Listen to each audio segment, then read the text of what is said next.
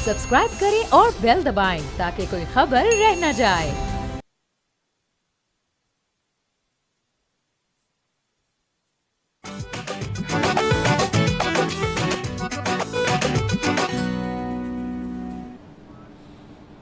अस्सलाम वालेकुम, बोलो जनाब में बहुत बहुत खुश आमदीद। मैं हूँ असद निज़ामी, मेरे साथ हैं अली आफ्ताब। सर क्या हाल है सर? सर हाल मेरा अच्छा है। इस वक्त हालात जो हैं दुनिया के वो ऐसे हैं कि एक एक ट्वीट के ऊपर लोगों को एंग्जाइटी शुरू हो जाती है। एक एक ट्वीट के ऊपर 3-3 ट्रिलियन डॉलर्स मार्केट फ्लक्चुएट कर जाती है। सो हालात तो ऐसे ही हैं, लेकिन मैं जैसे कल कह रहा था कि मैं होपफुल हूँ बहुत ज़्यादा, और उसकी दो वजूहात हैं। एक तो ये देखें कि ये हमारी ना ये पाकिस्तान की बिलखसूस और बिलअमूम अब ये पूरी दुनिया की एक आदत बन गई है कि हम हर घड़ी की खबर पे नज़र रखना चाहते हैं और हम हर घड़ी बदलती हुई सिचुएशन के मुताबिक अपने तज्ज़िये बदलते चले जाते हैं।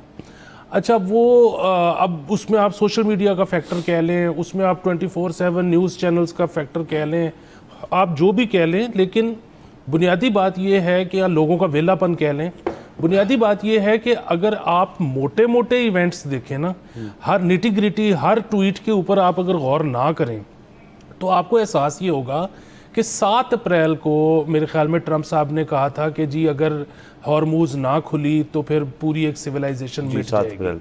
अच्छा, 8 अप्रैल को पाकिस्तान ने कहा जी कि नहीं, हमारी बातचीत हो रही है और दोनों पार्टियां होल्ड करें, और हम बीच में आ गए। वो दिन और आज का दिन, मतलब आज फिर एक बड़ी सख्त ट्वीट आई है ट्रंप साहब की कि अगर इसी तरह उन्होंने हॉर्मूज बंद रखा तो मैं फिर बम चला दूंगा, मिसाइल चला दूंगा। लेकिन आप ये देखें कि एक तो जाहिर है मिसट्रस्ट ईरान के लिए ये है कि जब तकरीबन ये खबरें आनी शुरू हुई दोनों साइड से कि जी मामला तकरीबन तय पा गए, निटी-ग्रिटीज़ पे डिस्कशन हो रही है, तो उसके बाद ट्रंप साहब ने ये कहा कि अब हॉर्मूज पे एक ब्लॉकेड हम लगाने लगे। सो एक तरफ वो ईरान की ब्लॉकेड खुलवा रहे थे और दूसरी तरफ उन्होंने अपनी इन प्लेस करवा दी। तो इससे जो तासुर बैक होम इन ईरान जाना था वो ये जाना था कि अच्छा ये तो तकरीबन वो शर्तें शायद मानी गई हैं जो कि अमेरिका पेश कर रहा था, इसमें निगोसिएशन तो कोई ऐसी हुई नहीं कि ईरान की शराइत भी मानी गई हूँ। देखिए, मुझे ये लगता है कि बहुत ज़्यादा मामलात, अगेन ये ज़ाहिर है मेरा टेवा है, मैं तो I was not the fly in the room, लेकिन मुझे ये लगता है कि बहुत ज़्यादा मामलात शायद तय हो चुके हुए हैं। अब दोनों फरीकैन को अपने अपने जो वोटर्स हैं, अपनी अपनी जो कॉन्स्टिट्यूंसी है, उसके लिए सोशल मीडिया के लिए विन चाहिए। तो उसके नतीजे में ये जो हम देख रहे हैं कि थोड़ा सा मामला एक्सटेंड होता जा रहा है, तूल पकड़ रहा है, उसकी वजह ये है कि कल या परसों की तारीख में जो हुई है, मतलब जो डिसएग्रीमेंट हुआ है, उसके बाद अमेरिका ने कोई फायरिंग नहीं की, सीज फायर बरकरार है। सो अगर आप मोटे मोटे इवेंट्स देखेंगे तो 7 अप्रैल से लेके आज की तारीख तक कोई गोलाबारी नहीं हुई, कोई मिसाइल नहीं चले। तो इसका मतलब ये है कि चीज़ें जो हैं वो जाहिर है, हमारी तो ख्वाहिश है कि अभी इस घंटे में जंग बंदी हो जाए, लेकिन वो हमारी ख्वाहिश पे तो दुनिया नहीं चलती। अभी तक अगर सीज फायर बरकरार है, इसका मतलब है कि पॉजिटिव आउटकम्स अभी तक निकली हैं और जो प्रोग्रेशन है इवेंट्स की वो पॉजिटिव है। सर बिल्कुल मैं आपसे इत्तेफाक राय है बिल्कुल कि चीज़ें पॉजिटिविटी की तरफ ही बढ़ रही हैं। अब जो मामला आज के दिन इस्लामाबाद में पेश आए, होटल्स को क्लियर करवाया गया, वही जो पहली टॉक्स हुई थी उसी की तरह होटल्स क्लियर हुए, रास्ते बंद हुए, सर्कुलर जारी हुए, जो शहरी इस्लामाबाद के इस्तेमाल करते हैं उन सड़कों को उनको बता दिया गया डाइवर्जन्स क्या हैं, और उसके बाद से कुछ अमेरिकी सिक्योरिटी देखने के लिए जो लोग लास्ट टाइम भी आए थे वो पहुँचे। उसके बाद से ये अंदाज़ा लग रहा है कि जी कौन आ रहा है। देखें, ऑब्वियसली है द टॉक्स के मामला। डोनाल्ड ट्रंप साहब ने जो जिस ट्वीट का आप जिक्र कर रहे हैं, उन्होंने कहा मैंने अपने रिप्रेजेंटेटिव्स को भेज दिए। उसके बाद से कई साफियों ने ये चीज़ ब्रेक की कि जी जेडी वेंस कहना सॉरी जेरेड कुशनर और स्टीव विटकॉफ जो पहले टॉक्स में भी थे वो आ रहे हैं, जेडी वेंस नहीं आ रहे, इस वक्त के अंदर नहीं है। उसके ऊपर हम आते हैं कि उससे हम क्या इम्प्लाई क्या किया जा सकता है। लेकिन जेरेड कुशनर और स्टीव विटकॉफ जो हैं वो दो ऐसे लोग हैं जो कि हमने लास्ट टाइम भी शायद ये बात की थी कि अगर तो टॉक्स होने लगी हैं तो कुशनर एंड विटकॉफ ईरान के लिए नॉन स्टार्टर्स हैं, क्योंकि देखें दोनों के बड़े डीप टाइज हैं विद इसराइल, और दोनों का जो है एक मामला जो है माजी के अंदर से भी आप इस जंग को हटा भी दें तो इसराइल से बड़े स्ट्रॉन्ग टाइज जो हैं वो साबित हो चुकी हैं। वो ना सिर्फ सियासी हद तक हैं या डिप्लोमेटिक हद तक हैं, बल्कि वो बिजनेस हद तक भी हैं। सो ये कितनी सक्सेसफुल होगी चीज़ कि जी JD Vance is not in the room और मामला जो है वो तय इन दोनों के साथ हो रहे हैं, ये एक बड़ी इंटरेस्टिंग चीज़ होगी देखने को। अच्छा, जेडी वैंस पे अगर आ जाए, अब वो क्यों नहीं आ रहे? अब एक इसके अंदर बिल्कुल ये मेरा आप कह लें एक अंदाज़ा है, टेवा है कि जी के अमेरिका की जो पॉलिसी होती है वो ये होती है कि प्रेसिडेंट या वाइस प्रेसिडेंट में से एक शख्स जो है वो अमेरिका के अंदर मौजूद है। तो अगर जेडी वैंस जो है अमेरिका में मौजूद है, और डोनाल्ड ट्रंप साहब के हमारे कल के शो में भी ये बात हुई थी कि वो कह रहे थे कि मैं खुद शायद अगर कोई डील हो रही है तो आ रहा हूँ, और ये बिल्कुल मेरा अंदाज़ा है, तो शायद इम्कानात इस किस्म के हैं कि डोनाल्ड ट्रंप साहब अगर खुद शायद आ रहे हो, जेडी वैंस को उन्होंने वहाँ रखा हो। वैसे इससे बरक्स भी बहुत बातें हो रही हैं कि जी 24 घंटे बहुत कम वक्त था vice president of United states के लिए सिक्योरिटी प्रोटोकॉल्स नाफिज करने का, इस वजह से जो है सिर्फ कुशनर और विटकॉफ आ रहे हैं। ये बात भी दुरुस्त होती है, बल्कि ज़्यादा लाइकली है कि यही बात दुरुस्त होगी। डोनाल्ड ट्रंप का यहाँ अगर आना होता तो जिस तरह के डोनाल्ड ट्रंप हैं वो इस बात को फौरी तौर पर हमें बता देते कि जी मैं तो जा रहा हूँ इस्लामाबाद। अच्छा, एक ये बात होगी। दूसरा सर, अब सेकंड राउंड ऑफ टॉक्स, ये मामला जो है 28 फरवरी से लेके जो आपने टाइमलाइन बयान की उससे चल रहे हैं।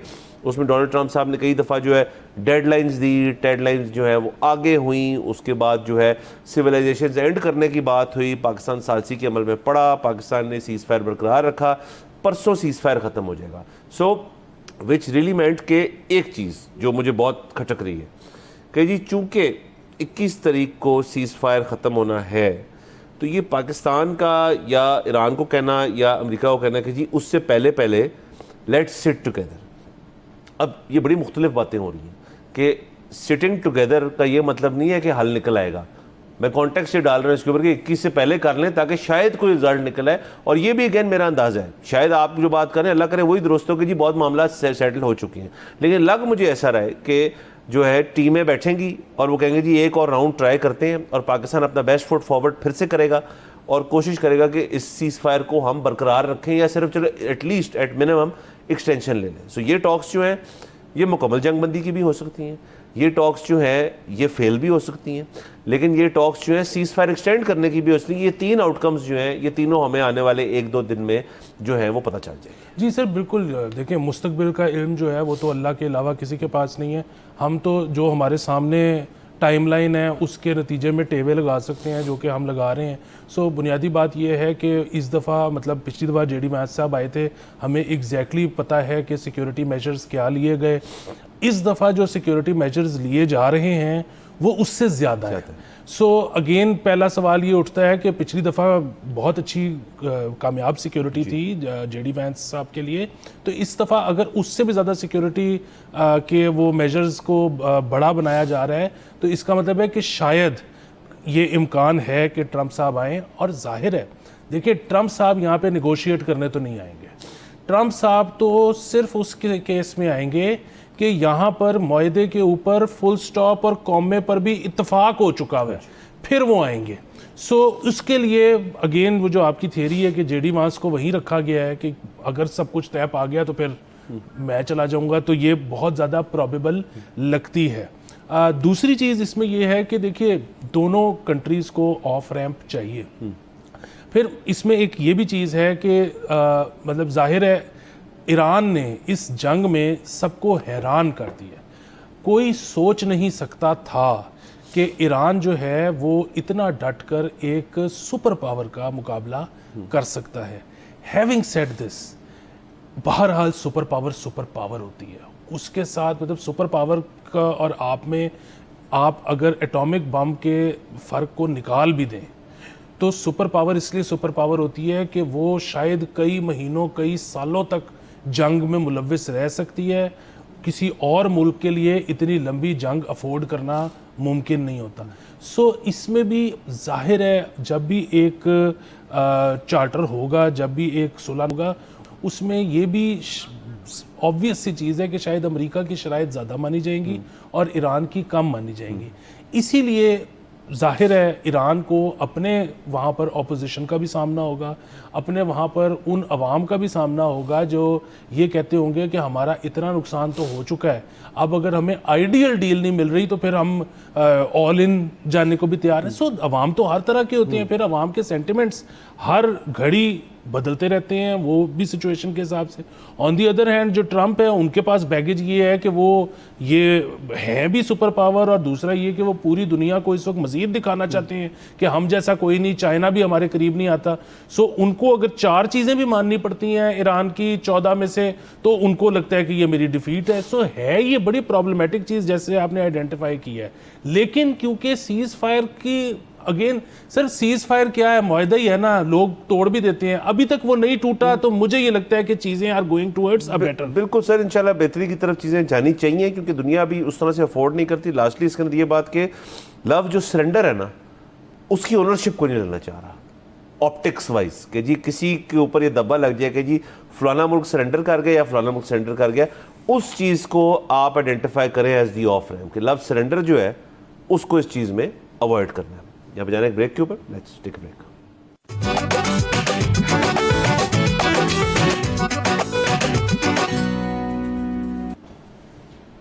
Welcome back from the break. आप देख रहे हैं बोलो जनाब।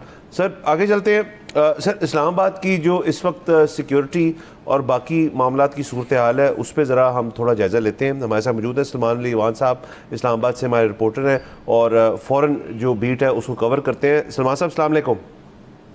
वालेकुम अस्सलाम जी। हाँ साहब बताइएगा, इस वक्त क्या ताज़ी सूरत हाल है, क्या इस्लामाबाद के अंदर इंतजामात हैं, क्या इम्कानात हैं, मीटिंग्स जो हैं वो आज से शुरू होंगी, कल से शुरू होंगी, क्या आपको लग रहा हो रहा है?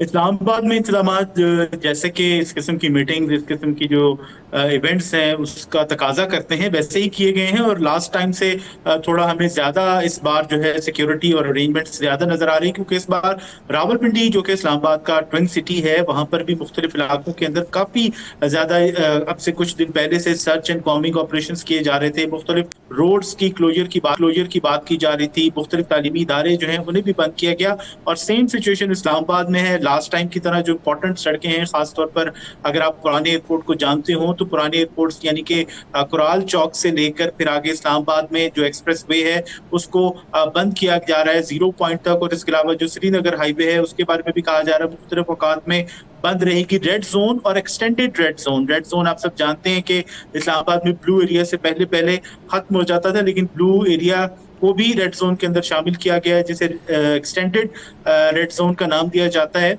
वहां पर भी उसको मुकम्मल तौर पर क्लोज किया गया है, मुकम्मल तौर पर सील किया गया है, यानी कि गैर मुतल्लिका अफराद या गाड़ियां वगैरह बिल्कुल भी दाखिल नहीं हो सकती।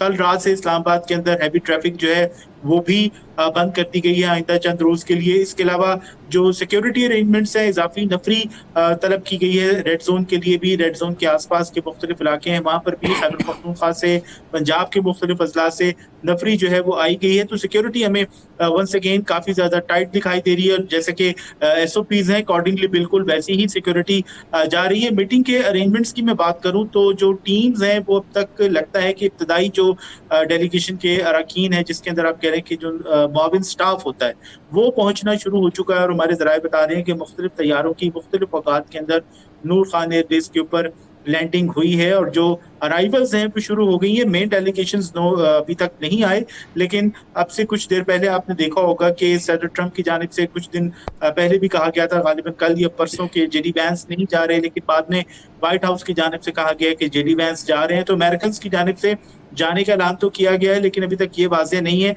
कि कौन जा रहा है। सदर ट्रंप का से कुछ देर पहले एक बड़ा धमकिया में ट्वीट भी आया था, लेकिन उस धमकियों के साथ साथ उन्होंने मुज़ाकरात की भी बात की थी।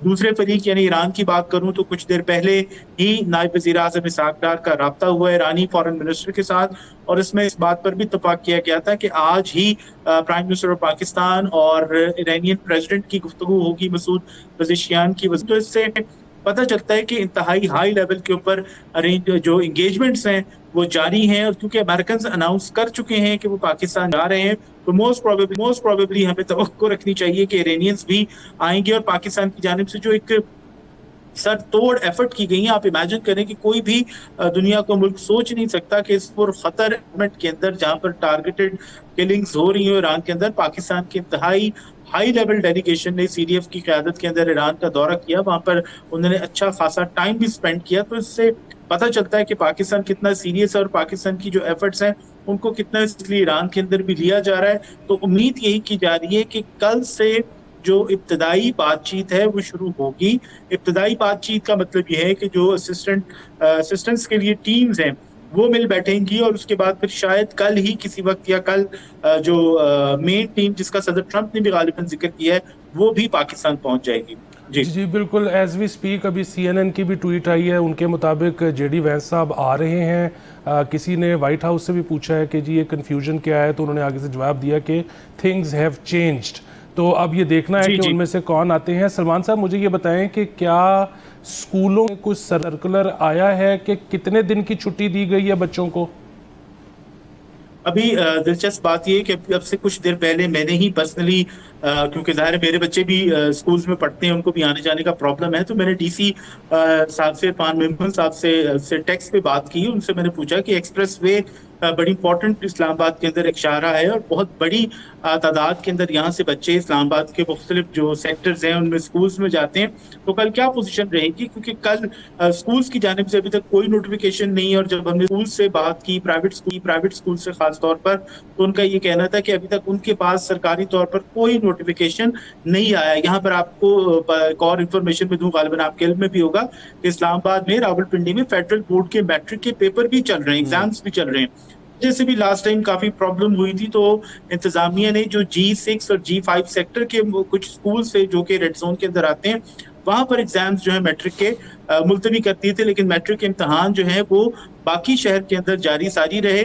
और अब भी डीसी इस्लामाबाद का ये कहना, उन्होंने मुझे बताया है कि कल जो स्कूल्स हैं वो खुले हैं और जो एक्सप्रेस वे है गालिबन वो भी खुली रहेगी। शायद जो टाइम पीरियड जिसके अंदर गेस्ट जो है दूर खान एयर बेस से इस्लामाबाद की तरफ जाएं, उस दौरानिए के लिए ये बेस जो रोड है वो बंद की जाए, लेकिन स्कूल्स की जानिब से अभी तक कोई जो इंडिकेशन है। साहब ये बताइएगा कि जो लास्ट टाइम जो टॉक्स हुई थी तो उसके अंदर एक बाकायदा इंफॉर्मेशन मिनिस्ट्री उसको मैनेज कर रही थी, एक मीडिया सेंटर बनाया था, वहाँ पे दुनिया भर से सहाफ़ी भी आए थे, लोकल सहाफ़ी भी हमारे मौजूद थे और वहाँ से इंफॉर्मेशन जो थी उसकी फ़्लो चल रही थी। क्या इन टॉक्स के अंदर भी I think Jinnah convention centre था, अभी वहाँ पे भी उसी तरह के इंतजाम जो हैं वो हैं वहाँ पे, या इस दफ़ा मीडिया को उन्होंने थोड़ा आउट रखा है इस चीज़ से? उसकी ज़रा बताइए, क्लैरिटी क्या है? लास्ट टाइम भी देखें ऐसे हुआ था कि हमें बिल्कुल जो मुज़ाकरात हैं उससे एक दिन पहले गालिबन दोपहर को 12 बजे 1 बजे मैं उस वक्त भी डी चौक में मौजूद था और डी चौक से हम लाइव थे, बाकी चैनल्स भी वहां पर लाइव थे। कुछ देर बाद इस्लामाबाद इंतजामिया के लोग आए और उन्होंने हमें वहां से हट जाने को कहा। इस दौरान हमें पता चला कि जिना कन्वेंशन सेंटर के अंदर एक मीडिया सेंटर कायम किया गया और गालिबन इंटरनेशनल मीडिया के लिए है, लेकिन फिर उसके ऊपर हम लोगों ने भी कॉन्टेक्ट किया तो पता चला नहीं जी वो सबके लिए ओपन है, लेकिन वहां पर एंट्री जो है वो मखसूस कार्ड्स या पास के जरिए होगी। और आप यकीन करें कि जिस रोज JD वैंस लैंड किए हैं उस रात को, यानी एक रात पहले, हमें रात को कुछ लोगों ने 2:30 बजे कार्ड लिए, कुछ लोगों ने सुबह 6 बजे आकर कार्ड लिए। तो आज भी इस वक्त भी वही सिचुएशन है। नो वन नोज के हम कार्ड्स के जरिए एंट्री होगी, हमारी पुराने कार्ड्स चलेंगे, नए कार्ड बनेंगे। इस वक्त तक जो है सूरत हाल कंफ्यूजन का शिकार है। हम सब फॉरेन ऑफिस से भी रब्ता करने की कोशिश कर रहे हैं, वजारत इत्तलात से भी रब्ता करने की कोशिश की जा रही है। कुछ लोगों को जवाब भी मिला है कि आपका डाटा, आपकी तस्वीर जो लास्ट टाइम प्रोवाइड की गई थी वो हमारे पास मौजूद हैं, महफूज हैं। तो उम्मीद यही की जा रही है कि अरेंजमेंट्स उसी किस्म के होंगे, लेकिन ये सब डिपेंड करता है कि बातचीत किस तरह से आगे बढ़ती है, क्योंकि अब तक जो सिचुएशन है वो बहुत, आप देख रहे हैं कि दोनों तरफ से तुंदो तेज बयानात जारी हैं, लेकिन टीम्स आ रही हैं। तो हम तवक्को यही कर रहे हैं कि जिना कन्वेंशन सेंटर ही एक बार फिर लोकल और इंटरनेशनल मीडिया का मरकज होगा और उसके अंदर डेफिनेटली जो एंट्री होगी, क्योंकि वो बिल्कुल रेड जोन में है, सरीना के बिल्कुल सामने है, और अगर सरीना वेन्यू है डेफिनेटली वहां पर हमारी एंट्री जो होगी वो स्पेशल पासेस या सिक्योरिटी कार्ड्स जैसे कि लास्ट टाइम जारी किए गए थे उन्हीं के ऊपर एक्सपेक्ट किया जा रहा है। अच्छा सलमान साहब, हमने देखा ट्विटर पर पढ़ा कि जितने बाहर से सहाफ़ी आए थे उन्होंने बड़ी तारीफ़ की लास्ट टाइम कि अरेंजमेंट पाकिस्तान की तरफ से बहुत अच्छा था, सहाफ़ियों का बहुत ख्याल रखा गया। तो आप जो लोकल सहाफ़ी हैं, हमारे पाकिस्तान के अपने सहाफ़ी, वो भी क्या अरेंजमेंट से खुश थे? उनको भी वही ट्रीटमेंट मिला या उनके साथ कुछ बिल्कुल, हम अलग था? सबके लिए बिल्कुल सरप्राइज, हम हमारे लिए बिल्कुल सरप्राइजिंग था। आपने कन्वेंशन सेंटर देखा हो तो वो एक बहुत बड़ा वेन्यू है जहां पर इंटरनेशनल लेवल के इवेंट्स जो हैं वो होते रहते हैं। लास्ट टाइम एससीओ कॉन्फ्रेंस वहां पर हुई थी तो वो पूरा सेंटर मीडिया के लिए मुख्तस किया गया था और बिला तखसीस जो है वो मुख्तस किया गया था। यानी जो फैसिलिटीज CNN के जर्नलिस्ट के लिए थी, फॉक्स न्यूज के जर्नलिस्ट के लिए थी, वही फैसिलिटीज, वही खाना पीना, वही सब कुछ हमारे लिए था। वहां पर कुछ जो कंफ्यूजन कह रही है, कुछ तनकीद का मीडिया को भी सामना करना पड़ा। कुछ हमारे अपने साथी हम पे ही तनकीद कर रहे थे कि पाकिस्तानी मीडिया को इंटरनेशनल इवेंट्स कवर करने नहीं आते और पाकिस्तानी मीडिया जो है बजाय आके काम करने के तो वहां पर जो खाने पीने के इंतजाम हैं, फैसिलिटीज हैं, उनकी तारीफ कर रहे हैं। तो डेफिनेटली हमारे लिए फर्स्ट टाइम था और क्योंकि बहुत शॉर्ट नोटिस में इंफॉर्मेशन मिनिस्ट्री ने ये सब प्रिपेयर किया था तो हम लोग बहुत उससे खुश भी थे, इम्प्रेस भी थे और काम करने का मजा भी वहां पर आ रहा था। तो एक अच्छा मौका था कि इतने बड़े और इस किस्म की जो एक ऐसी कॉन्फ्रेंस, एक ऐसा इवेंट था जिसके दूर रस नताइज होंगे। और पाकिस्तान के अंदर डेफिनेटली मैंने तो अपनी जो काम करने की हिस्ट्री है, अपना जो जर्नलिस्टिक हिस्ट्री है, उसके अंदर डेफिनेटली इतना अहम इवेंट नहीं देखा कि पूरी दुनिया के कोने कोने से आप देखें कि जर्नलिस्ट वहां पर मौजूद थे और फॉक्स न्यूज हो, CNN हो, BBC हो, TRT हो और इसके अलावा रशिया टुडे हो, इतने बड़े बड़े नाम वहां पर मौजूद थे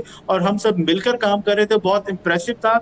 इंप्रेसिव इसलिए नहीं था कि वहां पे खाने पीने का अरेंजमेंट बहुत अच्छा था या वहां पर जो और दीगर फैसिलिटीज थी। इंप्रेसिव इसलिए था कि हम सब जर्नलिस्ट एक छत के नीचे थे और एक तरह से मिलजुल कर काम कर रहे थे और काम करने का एनवायरनमेंट बहुत अच्छा था, इसलिए इंप्रेसिव था और बहुत अच्छा था। तो उम्मीद यही रखनी चाहिए कि इस बार भी इसी तरह की फैसिलिटीज मिलेंगी क्योंकि डेफिनेटली जो पूरी दुनिया है उसकी नजरें हैं इसके ऊपर और ये आपकी मेरी आने वाली नस्लों के ऊपर इवेंट जो है वो उसके असरात होंगे। तो हम तो वाकई बहुत कीन हैं और बहुत एक पॉजिटिवली अंदाज के अंदर इसको देख रहे हैं कि इस बार भी एक इवेंट अच्छा इवेंट हो और एक अच्छे अंदाज के अंदर इसको हैंडल किया जाए। सलमान साहब, ये भी बताइएगा कि आज के रोज़ बल्कि एक दो दिन से जो लास्ट टाइम भी हुआ था कि कुछ सियासी मामला जो है उनकी खबरें आ रही थी। अभी भी आज से घंटा पहले अनकन्फर्म रिपोर्ट्स हैं कि जो PTI वाले हैं जो सारे वो भी कुछ गेयर अप कर रहे हैं किसी किस्म के एहतजाज के लिए जो अभी तक उनका नहीं हुआ। तो क्या आपके इसके ऊपर भी कोई खबर है आपके पास कि कोई इस किस्म की चीज़ हो रही है? लास्ट टाइम की तरह इस मामले को ज़ाहिर है प्रेसिडेंट मिलनी चाहिए और इस मामले को एक अच्छा अमल चलना चाहिए इसका। क्या आपके पास इस किस्म की इतलात है कोई? देखें, ये मामला है पाकिस्तान का और पाकिस्तान का ही नहीं बल्कि बार बार बात होती है कि क्यों हम इसके अंदर पाकिस्तान जो है क्यों इतना ज्यादा इन्वॉल्व है। आप ये देखिए, एक तो पाकिस्तान का मसला है, मिडिल ईस्ट में रहने वाले करोड़ों अवाम का मसला है और अब आप ये देखें कि पाकिस्तान के अंदर कितनी अजीबो गरीब किस्म की सिचुएशन, इकोनॉमी की सिचुएशन की आप बात कर लें, पेट्रोलियम मसनूआत की कीमतों की बात कर लें, ये सब चीजें उस मसले से जुड़ी हैं। और सबसे पहले पाकिस्तान का नारा जो है वो हमारा होना चाहिए। बदकिस्मती से लास्ट टाइम भी इस किस्म की आवाजें आई थी लेकिन PTI ने जो अपना प्रोटेस्ट था उसको एक गुड फेथ के अंदर, खास मिनिस्टर गौहर की तारीफ बनती है, उसको उन्होंने मुलतवी करने का ऐलान किया। जो तहरीक तहफ़्फ़ुज़ आइन है उसकी जानिब से भी एक पॉजिटिव जेस्चर सामने आया। अब भी अगर आप देखें खासतौर पर सोशल मीडिया के ऊपर PTI का एक जो खास माइंड सेट है जिसको आप कल्ट माइंड सेट कह सकते हैं, जो कि एक मखसूस चीज से आगे ना कुछ देखता है, ना सुनता है, ना समझता है और उस मखसूस शख्सियत से पहले उनकी देखने, सोचने, समझने की जो सलाहियतें गालिबन वो भी मौजूद नहीं थी। तो उस तबके का ये प्रॉब्लम है कि उनको ये चीजें हजम नहीं हो रही कि पाकिस्तान क्यों और कैसे इतना बड़ा एक लीडिंग रोल, एक लीडिंग पार्ट प्ले करता हुआ दिखाई दे रहा है। तो तवक्को यही रखनी चाहिए कि सेम वॉइस जो है फ्रॉम इनसाइड PTI वो प्रिवेल करेगी क्योंकि PTI के अंदर भी आप देखें कि सलमान अकबर राजा और अलीमा खान की चंद रोज पहले कितनी ज्यादा तलकरामी हुई, कितने एक दूसरे के ऊपर इल्जामात लगे।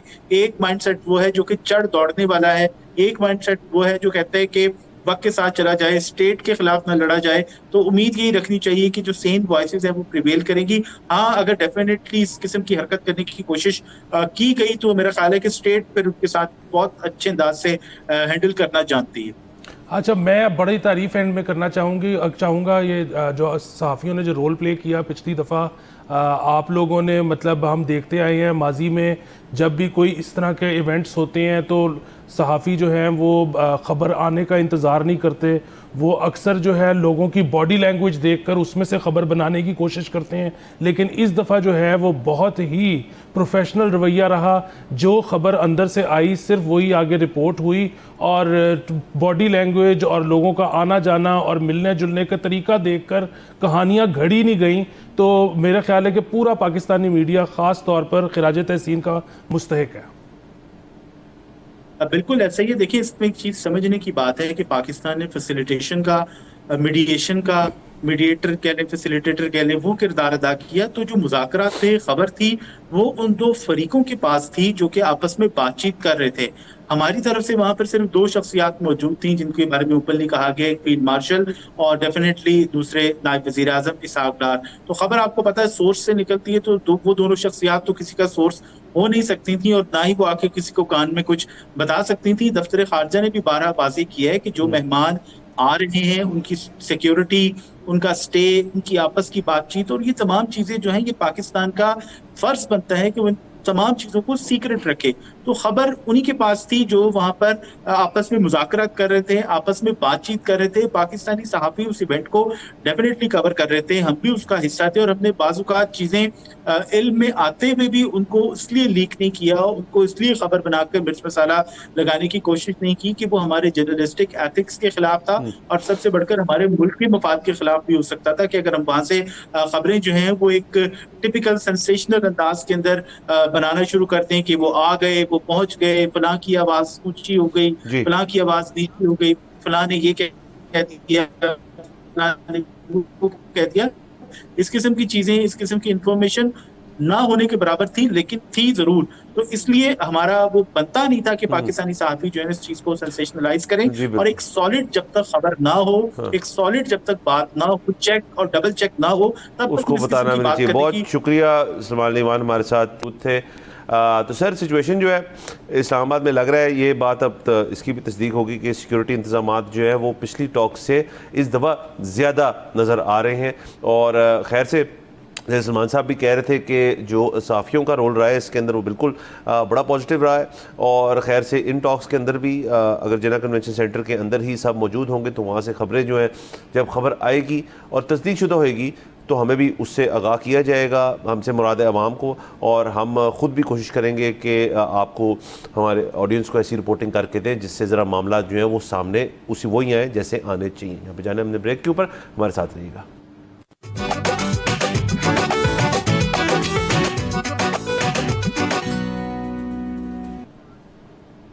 Welcome back from the break. आप देख रहे हैं बोलो जनाब। सर आगे चलते हैं। अच्छा सर, अब बिल्कुल ब्रेक पे थे तो कुछ और अपडेट्स जो हैं हमें मौसूल हुई हैं, जिसके अंदर CNN ये क्लेम कर रहा है कि JD वैंस जो हैं, और ये वाइट हाउस की तरफ से CNN को पता चला है कि वो लीड करेंगे ये टॉक्स। अब अगेन इसकी कॉन्फर्मेशन जो है ऑफिशियली वाइट हाउस की तरफ से नहीं आई, ये CNN कह रहा है। अब थोड़े वक्त के बाद ये भी क्लियर हो जाएगा कि अमरीकी वफ्द जो है वो उसके अंदर सिर्फ विटकॉफ और कुशनर होंगे या JD उस चीज़ को लीड करेंगे लास्ट टाइम की तरह। अगेन ये बहुत ही एक टर्निंग पॉइंट होता है नेगोशिएशंस के अंदर कि जी सामने मेज़ पे कौन बैठा होगा। जैसे मैंने शो के शुरू में कहा कि विटकॉफ और कुशनर जो हैं उनसे ईरानी वफ्द जो है वो अनकंफर्टेबल रहेगा, बट JD वैंस वो फैक्टर था लास्ट टाइम भी और इस दफ़ा भी। अगर तो वो आते हैं जो कि इन टॉक्स को अगर जो जैसे हम चाह रहे हैं कि किसी एक तरफ लेके जाए, एक पॉजिटिविटी की तरफ लेके जाए, तो उनका होना मेरे ख्याल में इस चीज़ में ज़रूरी है। जी बिल्कुल। इसी तरह जो तस्नीम न्यूज़ एजेंसी है ईरान की, उन्होंने ये कोट किया है कि जी तीनों पार्टीज़ मतलब ईरान, US, पाकिस्तान वो इन कांटेक्ट हैं, लेकिन ईरान ये कह रहा है कि हमने अपना वफ्द भेजना है, यानी भेजना पाकिस्तान, उसका फ़ैसला इस चीज़ पर होगा कि ट्रंप साहब जो हैं वो ब्लॉकेड हॉर्मूज पे से हटाते हैं या नहीं। अब जाहिर है इसका मतलब ये नहीं है कि ये बात को फाइनल हो चुकी है। ये दोनों तरफ से इस तरह की खबरें आएंगी, दोनों तरफ से एक स्टेयरिंग कंपटीशन चल रहा है। दोनों फरीकैन जो है वो बैठने से पहले ये चाहते हैं कि दूसरा भी थोड़ा सा कॉम्प्रोमाइज़ करे, ताकि जब निगोशिएटिंग टेबल पर आए तो कुछ बातें अपनी भी तो मानी जाए ना। अगर सिर्फ एक पार्टी सारा कॉम्प्रोमाइज़ करके बैठेगी तो फिर टेबल पर भी वो अपनी क्या ही बातें मनवा लेगी। सो ये सारी चीज़ें बड़ी ऑब्वियस थी, ये हो रही हैं। अगेन मैं सबको अपील ये करूँगा, ख़ास तौर पे पाकिस्तान में सबको, कि घड़ी घड़ी की ख़बर मतलब हम पे छोड़ दें, हमारा तो रोज़गार का हिस्सा है। घड़ी घड़ी की ख़बर की वजह से आप परेशान मत हों, जो ओवरऑल डेवलपमेंट है वो पॉजिटिव है और ये जो मामला है ये बेहतरी की तरफ जा रहा है। बिल्कुल सर, जा रहा है। और देखें इसके बीच में भी आप इस करें कि इन टॉक्स और जो पिछली टॉक्स में फ़र्क क्या है। इन टॉक्स जो लास्ट हुई थी और इसमें एक वक्त ऐसा आया जब प्राइम मिनिस्टर ऑफ पाकिस्तान और फील्ड मार्शल आसिम मुनीर जो थे वो प्राइम मिनिस्टर साहब जो थे उन्होंने सऊदी अरेबिया, कतर और तुर्की का दौरा किया। वहाँ पे यकीनन ये सारी बातें हुई होंगी। ये सारे मुल्क भी इस जंग में बहुत रेलेवेंट हैं। और जो फील्ड मार्शल साहब हैं वो ईरान में मौजूद थे और एक उनका कोई एक दिन का या चंद घंटों का दौरा नहीं था, एक तवील दौरा था जिसके अंदर अपने साथ जो वो लोग लेके गए थे वो उनकी मतलब टॉप ऑफ द टॉप्स उनके साथ गए थे और जो कि जिन्होंने वहाँ जाके ईरानी जो सीनियर वफ्द है उससे गुफ्तगू की। तो यकीनन इसके अंदर से भी कोई ना कोई डेवलपमेंट जो है वो आई होगी, ये हो नहीं सकता कि ना आई हो। तो आप देख लें पाकिस्तान का जो सालसी का जो अमल था वो जिस दिन टॉक्स ख़त्म होकर जेडी वैस चले गए वहाँ ख़त्म तो नहीं हुआ, वहाँ से सेकंड राउंड की तैयारियां शुरू हुई, जिस वजह से हम आज यहाँ बैठे डिस्कस करेंगे जी अमेरिका की तरफ से कौन आ रहा है, क्योंकि आ तो रहे हैं, ये बात तो होगी। ईरानी वफ्द का जैसे आपने जिक्र किया, तो यकीनन इस मामले के अंदर ये चीज़ें होती हैं कि जी अपना लेवरेज क्रिएट करना है टेबल पे बैठने से पहले। हर नेगोशिएशन के अंदर ये मामलात बहुत अहम होते हैं कि जी आप जब टेबल पे बैठ के फेस टू फेस होंगे तो आपकी जेब में क्या और उनकी जेब में क्या, उस चीज़ का जायज़ा लगाया जा रहा है। बिल्कुल ये स्टेरिंग कॉम्पिटिशन इसको कहा जा सकता है, लेकिन आप इसके अंदर ये देखें कि हमारे जो पेयरिंग है मोहम्मद शहबाज शरीफ साहब की और फील्ड मार्शल आसिम मुनीर साहब की, उसके रिजल्ट में जो मामलात पेश आ रहे हैं, जैसे हमारे साथ सलमान साहब भी मौजूद थे, उन्होंने बिल्कुल सही फरमाया कि एक वॉर जोन के अंदर जाना और एक कंफर्टेबल माहौल के अंदर मीटिंग करना, ये इसका इस चीज़ की तस्दीक करता है कि बिल्कुल वो निडर होकर वहाँ पे गए, क्योंकि ईरान की तरफ से भी गारंटी हुई। दूसरा, हमें अपनी सिक्योरिटी के ऊपर भी बहुत एतमाद है और वो फील्ड मार्शल साहब वहाँ से यकीनन ऐसी बातें कुछ लेकर आए होंगे जो इस नेगोशिएशन का बड़ा अहम हिस्सा बनेंगी। जी बिल्कुल सर, आप इमेजिन करें कि खुदा ना खास्ता पाकिस्तान ना होता या पाकिस्तान ये वाला किरदार अदा ना करता तो पूरी दुनिया में इस वक्त क्या सिचुएशन होती, ये सीज़ फायर अभी तक हुआ ही ना होता, कितने हज़ारों या खुदा ना खास्ता लाखों लोग मर चुके होते मज़ीद, और कितना ट्रिलियंस ऑफ डॉलर्स का कारोबार का नुकसान हो चुका होता। ये तो थैंक गॉड फॉर पाकिस्तान के एक ऐसे मौके पे दोनों साइड्स में इतना दोनों साइड्स को इतना ट्रस्ट था पाकिस्तान की क़ियादत पर, और पाकिस्तान ने दिन देखा ना रात देखा अपना, मतलब ये हम जानते हैं, हमने देखा है कि हमारे जो ये क़ियादत है ये इन्होंने रात की नींद की परवाह नहीं की, इन्होंने इस चीज़ की परवाह नहीं की कि ये किस घंटे में किस मुल्क में है, सोए किधर है, जागे किधर है।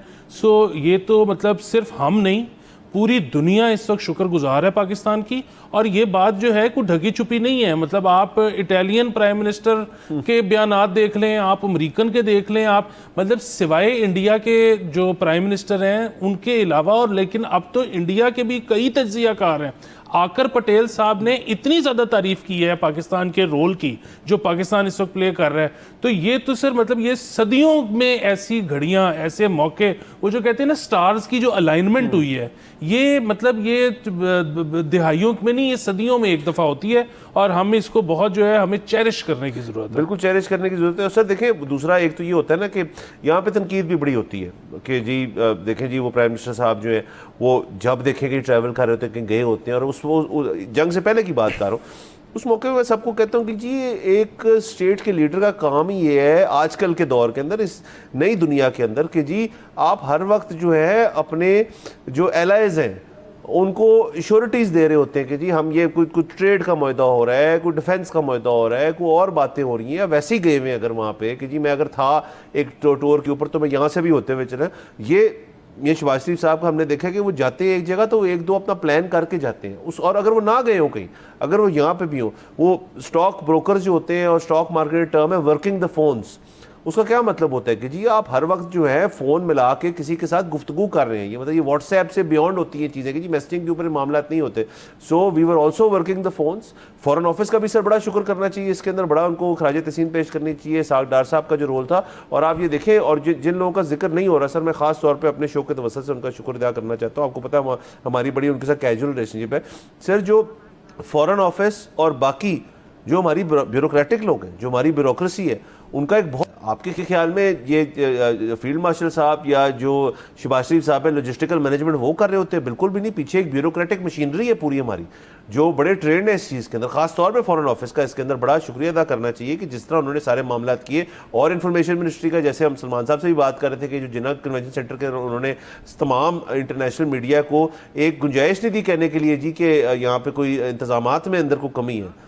तो ये चीज़ें जो हैं इनको हमें बड़ा खुश होना चाहिए। अभी खैर से ये दूसरे राउंड ऑफ टॉक शुरू होंगी, इसके अंदर भी आपको इसी किस्म की चीज़ें मिलेंगी देखने को। और सिर्फ ये मैं चाहता हूँ इस दफ़ा कि ये जो मामला जो है जब ये एंड हो रही हो टॉक्स, तो जेडी वैंस आए या ईरानी वक्त वो शख्स है वो कोई मज़ीद अच्छी बात करके जाए कि जी अब सीज़ फायर या तो एक्सटेंड हो रहा है या ये जंग जो है मुकम्मल तौर पर जो है हमने इसको किसी पासे लगा दी है। जी बिल्कुल। और देखिए ये जब लोग तनकीद जैसे आप कह रहे हैं ना करते हैं कि प्राइम मिनिस्टर इतना ट्रैवल क्यों कर रहा है, ये गलियों के जो गटर खुलवाना ये प्राइम मिनिस्टर का काम नहीं है। प्राइम मिनिस्टर का काम वही है जो प्राइम मिनिस्टर कर रहा है। हाँ, इसमें ये बहुत ज़रूरी है कि हमारे यहाँ पर भी लोकल गवर्नमेंट इलेक्शन हो, हमारे यहाँ पर भी लोकल गवर्नमेंट इन प्लेस हो, ताकि जो लोकल गवर्नमेंट के जो वो हैं लोग, वो लोगों की पहुंच में हो और उनको इस तरह के गिले ना करने पड़े कि जी हमारा प्राइम मिनिस्टर किधर है।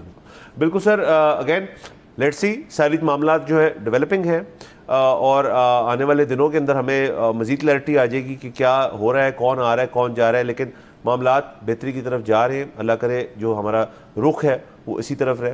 इजाज़त लेते हैं, अगले हफ्ते हमसे फिर मुलाकात होगी। खुदा हाफिज़।